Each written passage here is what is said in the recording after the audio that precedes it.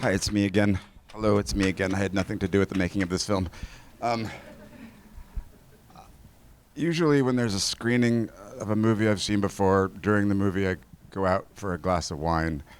I went straight back to the back row and sat and watched this film again because I had to. That's just love, 100%, unadulterated, unfiltered, loyalty, trust, and perseverance.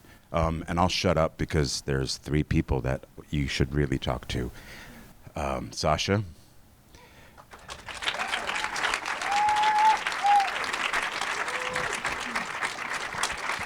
And can I say their names? And I think you guys should meet Lips and Robb. From Anvil.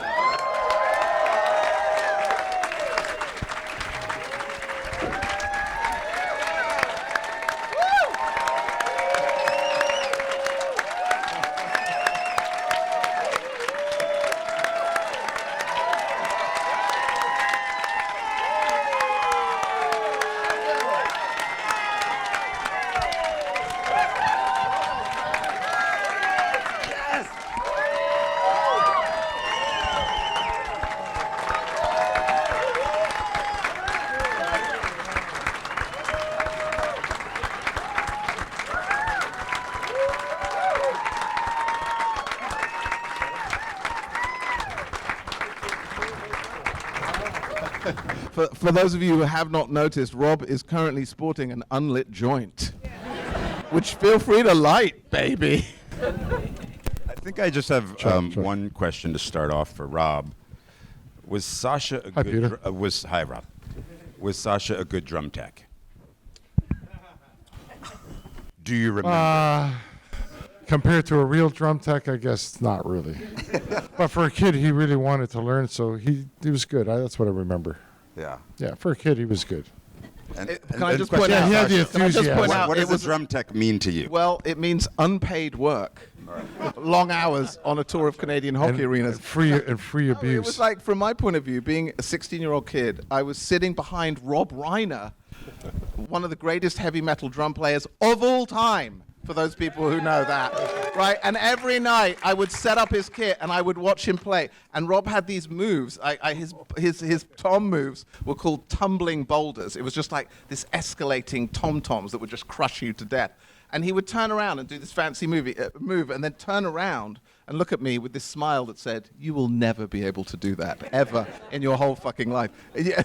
So we had this game where I would try and figure out what he was doing. But it was such a great experience to just be able to be there with these guys who I loved and love, and it's hard to understand how we are here 40 years later. Yeah, it's unbelievable. But here we are. Yeah, it's mind-blowing. Yeah, I mean, in the movie it goes on and on about it's 30 years. It's like closer to 50 years. Just so you know, Lips is 66, not 51. Yeah, I think I saw this movie a number of years ago before I turned 50, and now I'm 53, and it definitely had a much more significant meaning for me. I don't know about anybody else over 50 out there. How did you allow Sacha into your life, is my question. A camera, more importantly. Because a person in your life is very different than a camera into your life for very private moments. Because it's complete, utter trust. We trusted him. Simple. He said, "I'm not going to do anything to hurt your career. I'm here to help you." To me, it was my open door. It was my ship had come in. I'm going to trust this guy. But I said at the beginning, I sat them down before we shot a single thing, and I said, look, you have to understand, for this movie to work, the audience has to laugh at you at the beginning. Firstly, you're fucking funny. Hello. Okay, secondly, if the audience is kind of laughing at you for the first part of the movie and perhaps not even believing that this is a real film, because often when I'm with Lips and Robb and we've all hung out, it's like, you're in the fucking movie. I was like hanging out with them going, I may as well film this because it is a film. And so I said that, but over the course of the narrative, as things unfold, you recognize that these guys may not play the kind of music that you love. They may not look the way, you're normally used to your friends look. And you might dismiss them. You might think, my God, they're just sad loser musicians. But I said, let's get into what this really is. When you peel away the layers and you realize who these people really are, they are doing it because they fucking love it. They're not getting paid. They're facing setback after setback. And I just thought if we got lucky and the movie worked, by the end, the same people that you're laughing at in the first part, you're going to have tremendous empathy with, because you're going to go, these guys are fucking brave motherfuckers. They're out there. They're putting everything on the line. And they really did. I mean, we were in the pit of, the film was the same thing. I was financing the movie. Like, we were all like, it was like what you see, what you feel is what happened to all of us. Our eyeballs in risk. No question about it, on every possible level. Things that you would never, and the magical aspect of how it became successful in itself is unbelievable, that you're going, how could this work? Sacha goes to me, hey man, I need, in order to get this done in any kind of proper way, I need those closing shots. I need a show in Japan. I'm going, well, or anywhere. How am I getting to Japan? Wait, I haven't been there in 25 years. To be frank, I said, I'll take anything that's positive. I don't really care. Because it was so tough and it was just like really hard. And then what happened was they made the album and they sent it out, and these promoters heard it and they decided to put them on the bill. And what was amazing about that ending, people are like, what the fuck happened? I'll explain what happened. Anvil had not been to Japan for 24 years. And they knew, the promoters, that if they put them on at 11:35 a.m. in the morning, they knew that the people would come to see this band, who were a legend in Japan for 24 years. So I went out and I was trying to find someone. And I did all those vox pops, with those people going, Anvil, at all the concession stalls. There was no one around. I walk around the corner with my crew, and a quarter of a mile away from the Makahari Stadium, there were 10,000 fans waiting patiently to come in. And so I knew what was going to happen. And I went back into the dressing room and I was like in tears. And their lips was like, there's no one there, is there? And I was like, no. No. I didn't tell them, because I didn't want to tell them, because I wanted them to go out and see what happened. And in the end, there were 18,500 people there, 20,000 people, whatever. It was just so like, I felt like They were waiting very quietly. Yeah, that's what they do in Japan. That's what they do in Japan. I know. So they wait patiently and quietly, and then they freak out. And so that was like, I think that was the biggest magic moment. Tokyo I was is like, the fuck, we quietest. have an ending. We have an ending, which is... But I think even getting to that, what I was saying, that there's no gig, there's no way of getting there, and a guy who just happened to drop my amplifier and pay for a new speaker happened to go to Japan and took our demo tape and gave it to a promoter there. And the promoter went, yeah, Anvil, we haven't had these guys in 24 years. How about the 15th of October? Meanwhile, he's telling me we need a show for the middle of October. That's what I'm talking about, magic. And then getting a call and I'm going, well, Sacha, you know that gig that we needed for the middle of October in Japan? It just came through. And he's going, what?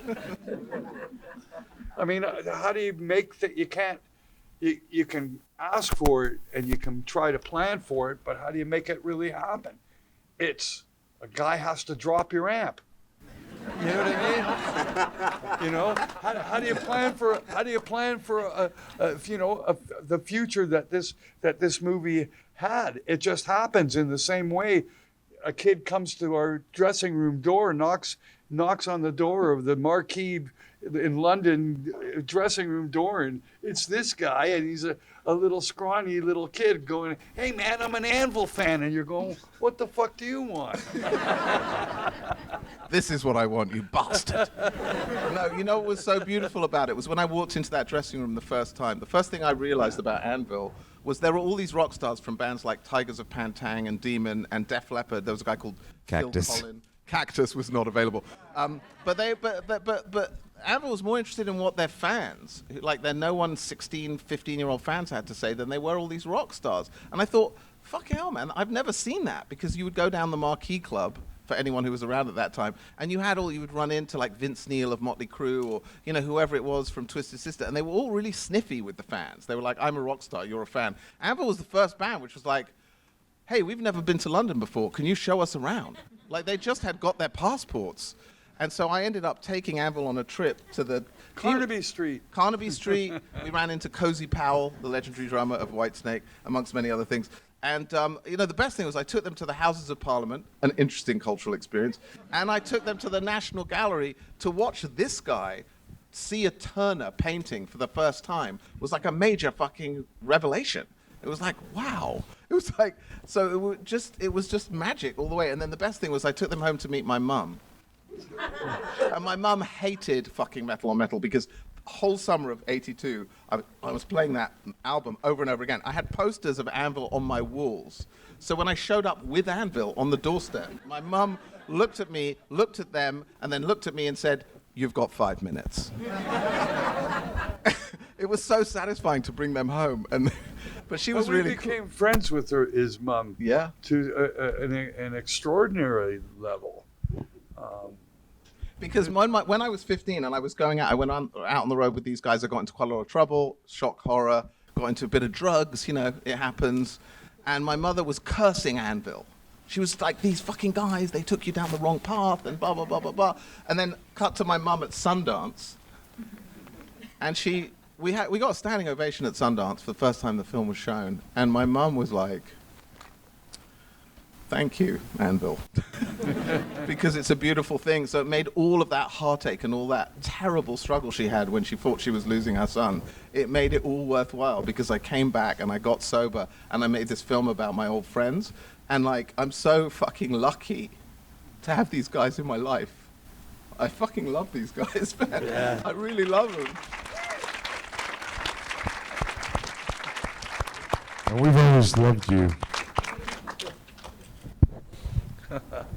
We've I'm always a loved terrible moderator, by the way. I don't usually do this. Should we talk about... Okay, no. No, I mean what you guys said before about like the luck of somebody with an amp, and that's how you got that. That's harder to... What I love about this film is it's kind of gets harder and harder to believe in that the older you get. And we just can't ever lose that idea that it is really about that fortune that we all can take part in and be blessed by, because you just got to be open to it and not be cynical about it in the face of it or anything like that. That's what I love about this film. That's not a question. That's just that's just being on my soapbox. An observation. An observation. Yeah. Where are we going after this? Is my question. No, do we open it up to the audience for questions? Does anyone want to ask these guys any questions? People are just stunned at that. Oh, there's a hand up They're there. so high. Yeah, man, you're up. I got my hearing aids on stun, so. Hey, so I met you guys in like 2014. I was wearing a Dave Brockie t-shirt. I was wondering if you guys ever met him. Dave Brockie from Gwar. Gwar? Gwar. Yeah. No? Yes? No? I don't know. I think we can't hear you that well. Do you want to repeat that? Did they meet who? I met Anvil. I met Lips and Robbo in 2014. I was wearing a Dave Brockie t-shirt. I was wondering. I'm kind of drunk right now, so I'm kind of stuttering. But I was wondering if they ever met Dave Brockie from Gwar. Sorry, just to recap for everyone, you met Anvil in 2014, and you were asking if they remember your T-shirt. I was just in Richmond, yeah. He's either said we're at war, or do you know the Gwar. band Gwar? Gwar, the band. Gwar. Yeah. Gwar. Gwar is awesome. Do you know Gwar? No? Yeah. They're from Virginia. We know KCR. We know Casey Orr. Huh? Yes, they Yes? know KCR. We know the bass player. You knew the bass player? Good friend, yes. Yeah? He was also in a band called Rigor Mortis. That's what it was. Oh, yeah. Isn't that such a pleasant name? Rigor Mortis, yes. Okay, well. Cool, man. Hey, Yeah. I'll let someone else ask a good question. You can say something. There we go. Oh, yeah. Over there, yeah? Yeah.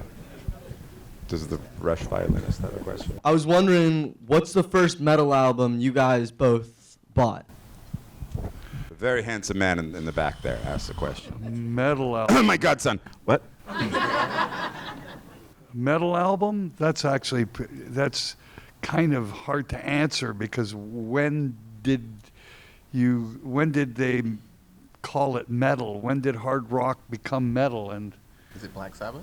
yeah, I mean it's what are some of the first influences, or what was one of some of the biggest influences? I think for what we'd call the roots would be Hendrix, really. And it was, I mean, let's face it, the distorted guitar, it was sort of discovered a little bit earlier certainly by the Rolling Stones. In fact, the first heavy metal riff that I would classify as the first heavy metal riff was the song Satisfaction.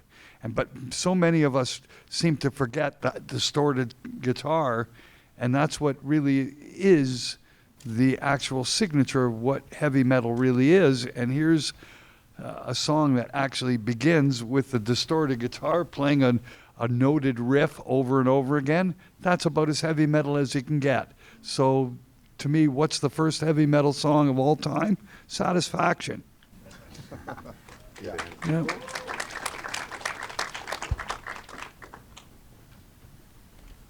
Lady just there.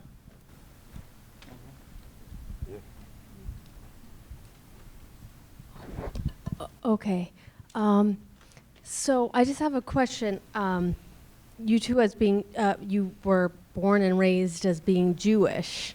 How did that sort of affect your sort of approach and like being able to, I was raised Jewish and I was sort of kept away from all that stuff until I left my home.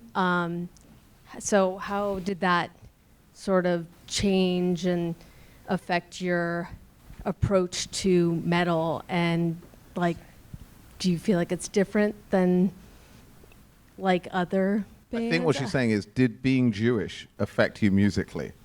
Yeah, kind of. I'm just It trying to affects think. me Sure, why not? weirdly every day. So Couldn't hide. Yeah. Do you know? Can I just say one thing? That the movie was nearly called Metal in the Shtetl. Oh, Because I would have loved that. we were making a movie about this band I knew. All of the Jewish family stuff was a complete revelation as we were filming the movie. The stuff about Robb's family, he's suddenly in his basement. I just did that interview, and he said, you know, I'm a fucking Hungarian Jew, man. And and I knew his dad, Willy. His dad, Willy, was amazing. I didn't know that he had survived Auschwitz. And as it turned out, his father had died there. And I was just thinking, if I was Willy and I made it out alive, and I came to Canada and I had a family, if my son said to me, I want to play heavy metal drums, I'm like, fucking right on. Yeah. Whatever you want. Can I buy you a kit? Can I? And that's exactly what he did. And he paid for the first Anvil album. And like, that story was the thing that spun the movie into a completely different direction, because none of us knew it and none of us were expecting it. And then we found out over the years, there's this thing, the Jews of metal. For those who know anything, Scott Ian, you know, of Anthrax, is a famous Jew of metal. You know, Chaim Weitz, a.k.a. Gene Simmons of Kiss, his mother David is an Lee Auschwitz Roth. survivor. Awesome. Geddy Lee of Rush, his mother is an Auschwitz survivor. Yeah. And there's this crazy link. And so we kind of got into that whole thing. But it is, I don't know what that means, but I just love the fact that Willy was so completely supportive of Anvil. But I didn't understand why. Now I understand. Hey man, it's one of the most unbelievable moments was we did a Q&A and an Anvil experience where we played with the audience, and for Michael Moore at his film festival. And Michael Moore comes out afterwards and he goes, I want everybody to realize that if Willy Reiner didn't make it out of Auschwitz, there'd be no Robb Reiner, there'd be no Anvil, there'd be virtually no speed metal. Says, you know, the survival of that guy, one person in Auschwitz, is the whole reason that this whole audience is here tonight. I just really appreciated that being So I mean, mentioned, those are that was great. are pretty that's pretty heavy when you stop and think about it, that, you know, we wouldn't be here if his father hadn't survived, which is pretty profound. And that's just one person. That's one.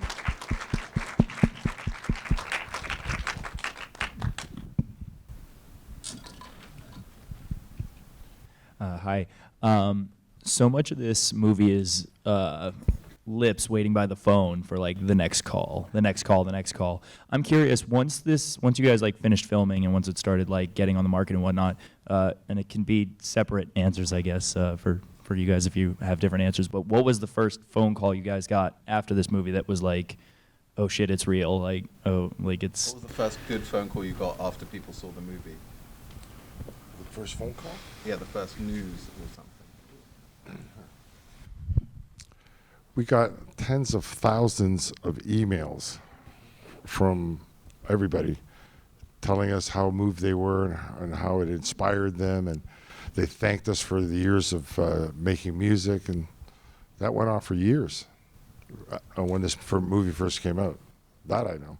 Phone calls? I don't know. Who called us? I guess the call from AC/DC was not a bad yeah, call. I mean, so many, like, you know, I'll just throw this in. I just watched this movie. I haven't seen it in quite a while. And it completely just fucked me up in different ways. So many people that are in this movie, they're all gone now. They're dead. I couldn't fucking believe that part. The other part, everything has changed for the band from what I watched here tonight. It's incredible. So when I said I want this band to rise, it certainly has where we are today. I just want to say that. It's why rock and roll and cinema should scratch each other's backs more often. But the two bits of news that people may want to know is that Anvil has given up their day job. Since the movie, they have not worked a day job. Since the movie, full-time music. Right? It's very true. The band is now our shitty day job that we love. It couldn't be any better, okay? And also, Lips was able to pay Rhonda, his sister, back in cash. Yeah. Like I said, so much has changed from this. This is like a time zone, like for us. You know, so it's like I'm blown away by what I just watched because everything's quite different today. I just have to say one amazing moment for me was at the Classic Rock Awards in the UK. Man, Jimmy Page of Led Zeppelin came up to these guys and he said, You give us all hope. Keep doing what you're doing because you give us all hope. And I was like, it's fucking Jimmy Page telling Anvil. And then Paul McCartney similarly. And it's really reached so many musicians across so many genres of music. Remember that time? The time at the Bowery when you went out to smoke and then you came back? Oh, geez. I didn't realize. I met these two guys, Chris and Jay. Okay, I'm sitting talking with Chris and Jay, and I go out and I go, hey, and they're saying, hey, man, that movie I'd love to meet the guy who made the movie for you guys, and this and that.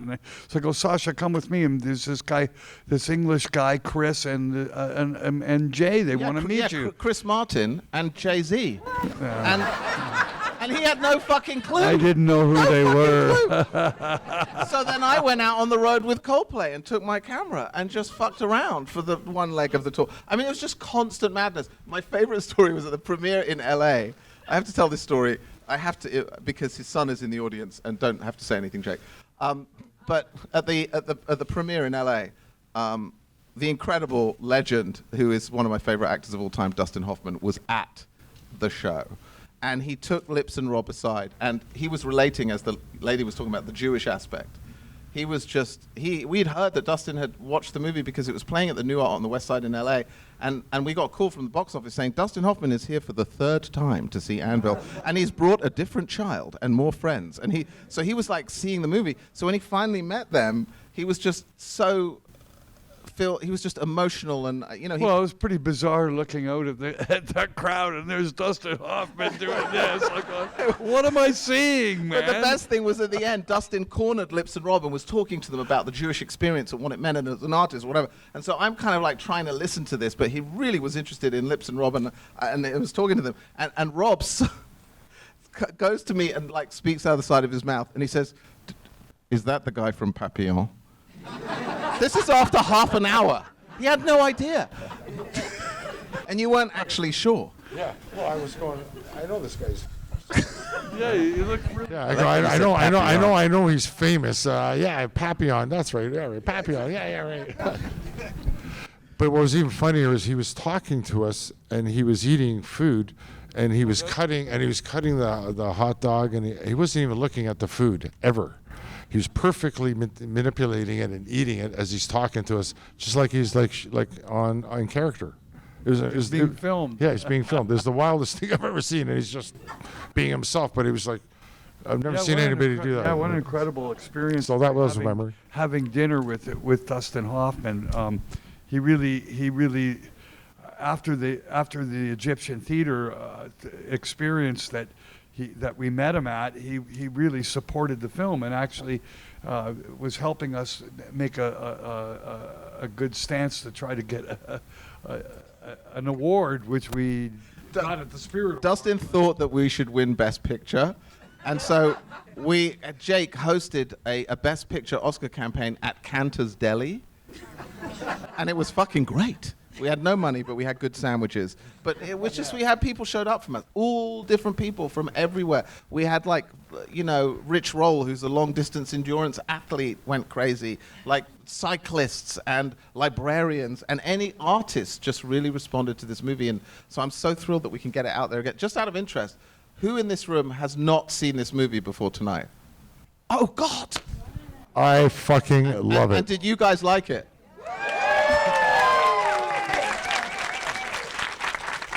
And is there a kid in the audience, like a 16, 17, 18-year-old kid? Are there any of you? Yes, sir. What did you think of the movie? Inspirational. I'm obsessed. Inspirational, he's obsessed. Thank you. You get your 20 later. I appreciate that. Thank you so much. Man, that's who we're doing it for. This is because of Rio, as I mentioned, my godson. I was shocked. Sam, did you like it? I did like it. Yeah! Sam, anything else? He asked the question earlier about your first influence, your first album. Yeah, come back with my friends. All right, take it easy now. Okay, final words now, because obviously, Well, I think it's important for everybody to know that I would say a great percentage of the things that Rob and I dreamed of have completely come true, and even surpassed many and most of our expectations, personally and spiritually. And some of those things were that you can't even begin to quantify, especially when you talk about our peers or the people that we've looked up to our entire lives are treating us with more respect than they would for somebody who they were in competition with. Just some of the stuff is just unbelievable. Certainly meeting people like Jimmy Page or Paul McCartney and they know who you are is like, what? Paul McCartney, we're going, let's go smoke a joint. He's going, yeah, we should. Wait, we can't say that publicly, Lips. Oh. No, you can. No, what I was going to say, the best part of the movie for me was, and I showed it to them for the first time, which was obviously a pretty intense experience because I hope that they like it. When they saw the interviews with Lemmy and Lars and Scott Ian and Slash, it was like forever on film was the stuff that they'd heard, which was their peers respected them. But there it was, man. And just that validation, seeing you guys' reaction to what those guys were saying about you was like... Well, that they actually, and I think what's the... It was just really nice to see that they actually did say It things was unpaid for. It was that they've always said to totally us. natural that they took part and actually, like a guy like Tom insisted to talk to me, tell me he was compelled to be part of it because he knew on a spiritual level that this was Anvil's time and he just wanted to be part of it, and rather than to be just an observation, to actually take part in watching us rise was a pleasure and an honor. And he forced Sacha to call me immediately after doing the interview. And that's Tom Araya, the lead singer of Slayer, for those who care. But the best call I got after they saw the movie was from Lars Ulrich of Metallica, who called me from an airport to say he and Metallica had watched the movie on their jet, drinking champagne, and they were all in tears because it could have been them. And Lars was so fucking cool with us, and he took them out on tour in the Far East. And I just want to say thank you to all of those people, man, who fucking fought for us along the way and supported us. And they are, you know, like you said, uncoerced. Lemmy was like, I got to talk about Anvil. Scott Ian's like, I got to talk about Anvil. For those who don't know, Anthrax started as an Anvil cover band right at the start. Right at the start, the very start, they were an Anvil cover band. And it's like their influence, their signature had been lost. And so to just put that back in the spotlight and get them the acknowledgement that they fucking deserved was so immensely satisfying for a fan of a band who'd, I think, been treated, you know, quite unfairly, actually. But this is the reality of the music business. All of you guys know that. What does fair have to do with anything? What does that mean? Yeah, exactly. I don't know what fair means, to tell you the truth. And it's not even, to me, that's not really what it is. It's, you got to keep writing. It's not about money. It's not even about the success. It's actually about how much can I express myself musically and get it recorded. That's really that's the guy who wins, the guy who does the most of it. The more songs you got, the more that you get it recorded, you're the guy that wins. Because it's not doing it and not getting it recorded, that's losing and failing. Fair is an American word.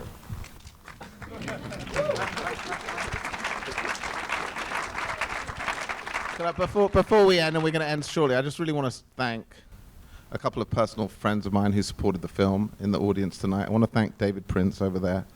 David Prince was at Billboard, and he kept writing articles about Anvil until his editors told him to stop writing articles about Anvil. And I also want to thank Spencer Lee in the second row right here, because Spencer was the first person who saw the footage, and I said, is this any good? Is it a disaster? Spencer said, this movie's going to work, and I want to thank you, Spencer. And I want to thank Jake Hoffman, wherever you are, my friend, for supporting and advocating and loving this movie. And there are so many people here. I want to thank Utopia. I also want to thank my cousin Oive, wherever she is, for flying from London to come and be here tonight. Thank you for bringing all your young friends not in their 50s. I appreciate that. And but mostly, I really want to just thank Peter, who's been my friend for 20 years, who came and saw this movie like right around the station agent time, right after, I think. Yeah. It was just after the station agent, and Peter was supportive and vocal, and here he is tonight, just staying behind so that he could be here with us. Obviously, incurring major legal penalties, as far as I know. Whatever it is. But fucking thank you, motherfucker. Thank you.